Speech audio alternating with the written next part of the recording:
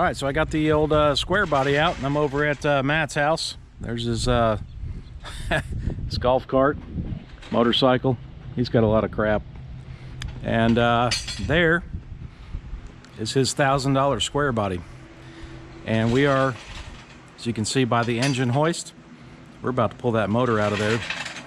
And the reason we're pulling that motor out of there is, let me show you guys this. All right, so here is what we're gonna put in that truck, his $1,000 square body, which is no longer a $1,000 square body, I guarantee it, especially with a big block. But he had essentially all of the parts for this, most of them kind of laying around, left over from other projects. And there it is, painted up, Chevrolet orange. It's a beauty. Billet, pulleys, brackets, looks really good. So anyways, he built this motor. Of course, you guys follow along with my channel at all, you know that Matt did it himself. And it's ready to go. So now we got to get the 350. He's doing something out here. Somebody's working. I'm not. Somebody is. Oh yeah, we got to take the tires off. Gotta take the wheels off and take the motor out. Yeah, it's too tall. So that's my engine hoist there. But this truck is way too tall to get that motor out. So let me show you guys what we got here. So this is a 350 roller block. It's actually a pretty good motor, but something's wrong with the bottom end. And according to Matt, everything is unbolted and it's ready to just pull out. Now he thinks that if we take the tires off and lower it down, we can get it down low enough where we don't have to take off the core support or the grill or anything like that. I'm not as confident as he is about that, but we're gonna give it a shot. So I made the mistake many years ago. Don't let it hit the bumper. We close? Yeah, you gotta roll back. All right. I pulled a big block 4-speed out of a 70 Monte Carlo, and I had it real high, and I went to pull it like that, and the whole lift fell over. The transmission cracked, the bell housing broke, the starter ring flew off the flywheel, so I learned to lower it before you start moving them. I think that's pretty good, right? Yeah. Okay. It's most work you've done all week. I'm telling you, man, 350. Yeah. Out. So today's Saturday. It's Memorial Day weekend, and Matt said, hey, are you free around noon? And I'm like, you know, come on, Matt, it's gonna be like 85 degrees today, man. Why don't you wait for the hottest part of the day around 3 or 4 p.m.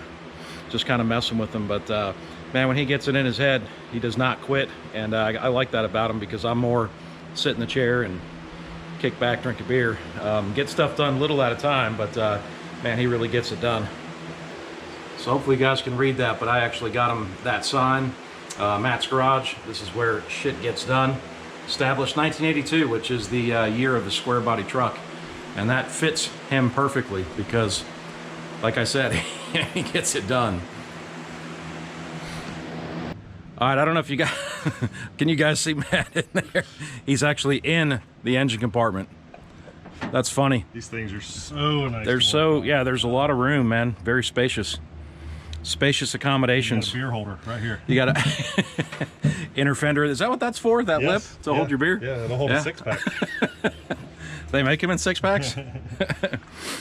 So Matt did some cleaning up. It looks much better. He put his energy suspension polyurethane motor mounts in. So we're good to go. I think we're just waiting on Grant, which is Matt's son, to come over here and give us a hand. We're ready to go. So this old Bronco over here is actually going to be probably our first test of my car trailer. We're going to load it up on there, and we're going to take that up to his buddy's house, because it's him and his buddy's project, and he wants it out of his way. It's not running, so I'm waiting till I can get my winch on the front of my car trailer, and then we're going to hook this thing up and pull it up there to his buddy's house, which probably about an hour from here. So that'll be a good first test of the car trailer, and then it'll also get it out of his way anyways.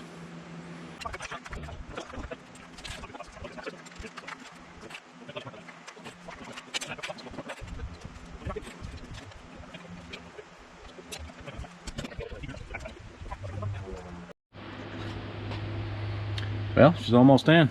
Just trying to align the transmission input shaft. And Matt's down there doing all the dirty work. And this is Matt's son Grant right over here. Hey. Say hi to you too, buddy. Hey. Don't worry, not that many people watch my videos, so you'll be all right. Man, that thing looks great. Super excited to hear this thing run. All right, so there's the Jeep.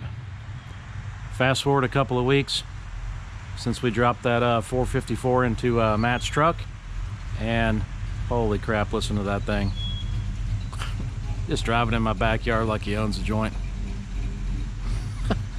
That sounds like my Jeep when I didn't have any exhaust on it at all. Of course he's got it running. Of course it's running great. Look at that thing.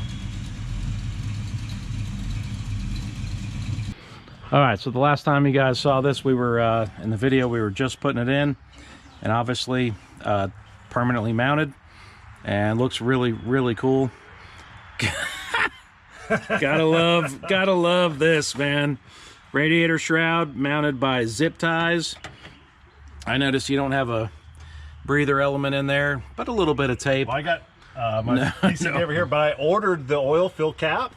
And turns out it was for what I ordered it for a 97, which is the block, but I don't know where these valve covers come from, so I got it. This is my That's favorite, the kind of crap man. you run into doing this stuff, yeah. This is my favorite. Yeah. Well, I bought a brand new small block shroud because it had no shroud when I bought it, and that flex fan, yeah, the clutch fan on it. Of course, the small block shroud comes out to here, right? Because the big block actually fills the engine bay. Right.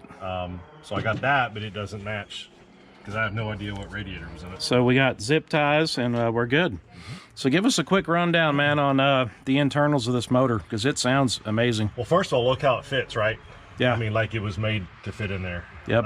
These are Headman headers, and I didn't have to ding a single pipe. This is probably the first set of headers I've ever put in a car that you didn't have to ding somehow, and that's the worst, you know. Against the frame rail? Yeah, so yeah. It's got all kinds of clearance around it. I was really happy with that. The motor mount, put those energy suspension mounts in there. This one fought me. It was really, really difficult. Yeah. But no, she's in there, running good. Had a heck of a time finding belts to fit this setup here, because it's a Amazon special. But they do not tell you what size belts to run. Yeah. So you just got to keep guessing. Yep. Yeah. So internals of the motor. The block again is a Gen 6 short block, so it's factory roller cam, no fuel pump, so it runs a mechanical, or electric in-tank throttle body electric fuel pump that I've got regulated down to about 6 psi. Brand new crank in it. Reconditioned rods. It's got the 0.350 dome pistons. I don't know, whichever. It's about 10.2 to 1, 10 to 1 with those heads on there. Compression. Yep. LS5 1971 LS5 oval ports. 820 castings, which were pretty good castings. Those are the heads? Yep.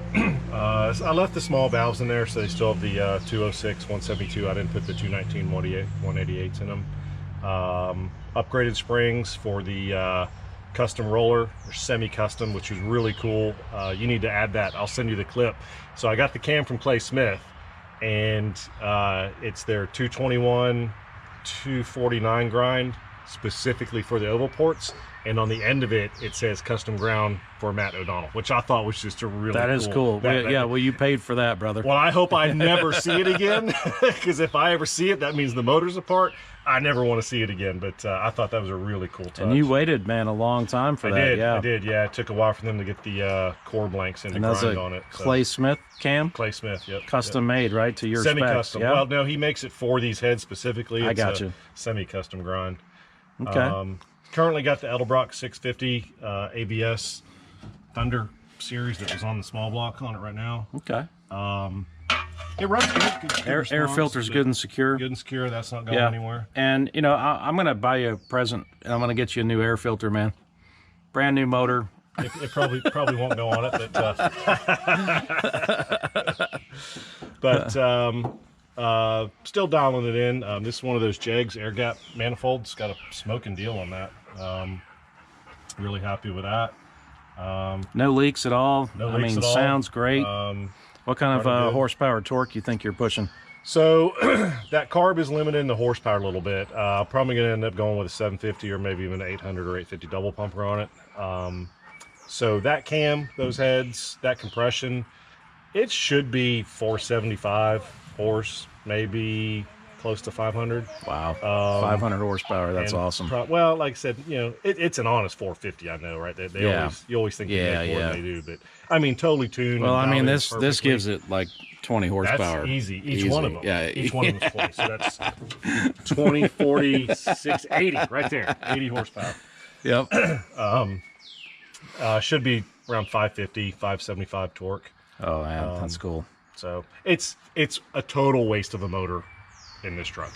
This motor would be much better served in your Camaro, John. In my Camaro, yeah. But we got the 383 in the works, man. But we got to get back to that. Yeah, we do. We do. Yep.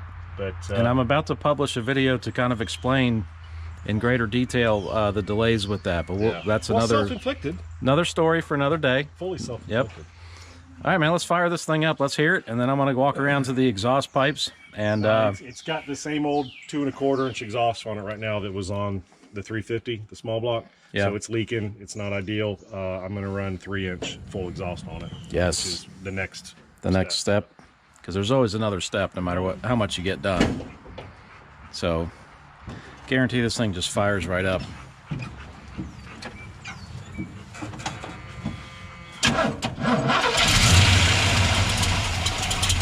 it is.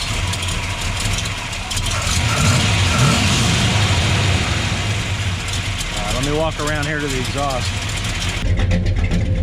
That sounds great. Woo! That's awesome.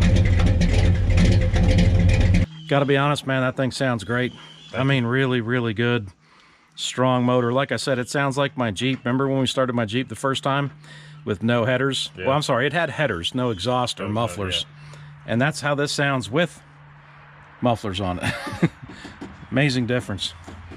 So what's next, brother? Next, give me a little bit of time, and got a little surprise coming from my dad for this. So give me a few weeks on that, and you can do an update, and we'll go from there. Cool. All right, something cool coming up. Awesome job. Love the love the zip ties, brother. This might end up permanent. I don't know. It is permanent with you. I know it is. What a great job, though. I mean, he did this entirely himself, including assembling the engine, putting it in. I semi-helped with it. Mm-hmm. But there it is. 454. Just awesome.